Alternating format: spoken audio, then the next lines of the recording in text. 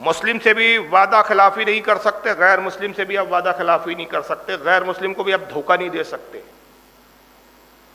ہمارے یہاں ایک چلن ہے، بہت سارے لوگ ایسے سوچتے ہیں جو شریعت سے ناواقف ہے کہ غیر مسلم سے پیسہ ادھار لے لیا، کھا جاؤ یار، غیر مسلم ہے، دینا تھوڑی پڑتا ہے، جائز نہیں ہے۔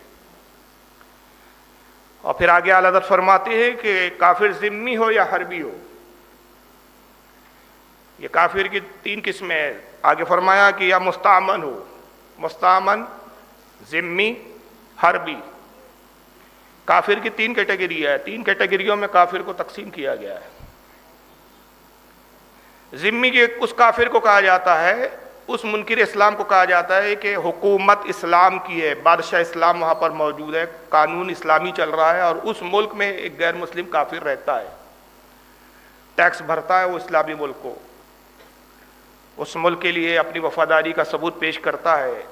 تو وہ بادشاہ اسلام کی ضمانت میں ہے، اس کی جان مال کی حفاظت اسلامی حکومت کے ذمے ہے، اسے کہا جاتا ہے ذمی کافر۔ مثلاً سعودی عربیہ میں اگر کوئی کافر رہتا ہے تو وہاں وہ ذمی کافر ہے، مصر میں رہتا ہے، مصر میں اسلامی حکومت ہے، ذمی کافر ہے۔ کل 56 ممالک ہے اسلامی دنیا میں، ورلڈ میں 129 کل ملک ہے دنیا کے اندر، 129 کل ملک 129 ہے، اور 129 میں کل 56 ملک اسلامی ہیں۔ تو ان 56 ممالکوں میں، ان 56 کنٹریز میں اگر کوئی غیر مسلم رہتا ہے تو جو 56 ملکوں میں رہتا ہے وہ ذمی کافر کہلائے گا۔ مستعمن کافر اسے کہتے ہیں کہ اسلامی حکومت میں رہتا ہے لیکن پرماننٹ نیشنلٹی نہیں ہے، پرماننٹ وہاں کا ناگرک نہیں ہے، وہ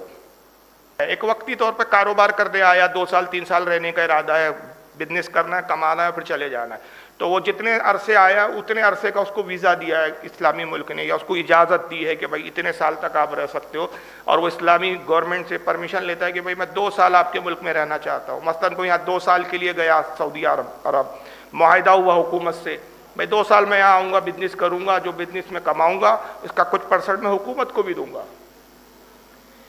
تو ایسا جو ٹیمپرری رہتا ہے جو کافر ایک اسلامی ملک میں، اسے مستعمن کہتے ہیں اس کافر کو، جو پرماننٹ نہیں ہے۔ ہاں جو وہیں پیدا ہوا، اسلامی ملک میں پیدا ہوا یا نہیں بھی پیدا ہوا، وہاں گیا اور وہاں کی اس نے نیشنلٹی لے لی، اور اب اس کا ارادہ ہے کہ پوری زندگی مجھے یہیں رہنا ہے، مرے تک، مرنے کے بعد بھی یہیں میری قبر بنے یا مجھے جلایا جائے، جو بھی اس کے مراسم میں، تو وہ ایسا کافر جو پرماننٹلی رہتا ہے اس کو ذمی کافر کہتے ہیں، اور جو ٹیمپرری رہتا ہے اس کو مستعمن کہتے ہیں۔ اور حربی کافر کون ہوتا ہے کہ جہاں اسلامی ملک نہ ہو، اسلامی حکومت نہ ہو، وہاں حکومت ہی کفار کی ہو اور وہاں مسلمان بھی رہتے ہو، تو ان مسلمانوں کے نزدیک وہ جو حکومت چلا رہے ہیں کافر، وہ جو ہے حربی کافر کہلاتے ہیں۔ مثلا ہندوستان کے کافر حربی ہے ہمارے لیے، یہ ہمارے ماتحت نہیں ہے بلکہ ہم ان کے قوانین کے ماتحت ہیں، یہ جو قانون بناتے ہیں اس قانون کو ہمیں بھی فالو کرنا پڑتا ہے۔ یہاں پر میجارٹی جو ہے وہ کفار کی ہے، مشرکین کی ہے، تو یہاں کے جو کفار ہیں ہندوستان کے، یہ حربی کافر ہے۔ تو حالت کہتے ہیں کہ چاہے کافر ذمی ہو، چاہے اسلامی ملک میں رہتا ہو اور پرماننٹلی رہتا ہو، اس سے بھی دھوکہ نہیں کر سکتے آپ، اس سے بھی غداری نہیں کر سکتے۔ ٹیمپرری طور پر آیا کوئی کافر کمانے، بزنس کرنے، اس سے بھی غداری نہیں کر سکتے۔ حربی کافر سے بھی نہیں کر سکتے، جس ملک میں آپ رہتے ہیں اس کافر سے بھی آپ غداری نہیں کر سکتے۔ اور پھر آگے فرماتے ہیں کہ اصلی ہو یا مرتد۔ اصلی کافر اسے کہتے ہیں جو پیدائشی کافر ہے، کافر کے گھر میں پیدا ہوا کافر ہی ہے۔ اور مرتد یہ ہے کہ پہلے تو مسلمان تھا، معاذ اللہ اعمال بد کی وجہ سے، بدبختی کی وجہ سے اسلام سے پھر کر کافر ہو گیا، اسلام کو چھوڑ دیا، اسلام سے نکل گیا، اسے کہتے ہیں مرتد۔ اور اسلام میں اس کا جرم، اس کی سزا کافر سے زیادہ ہے۔ تو کسی سے دھوکہ جائز نہیں ہے، اور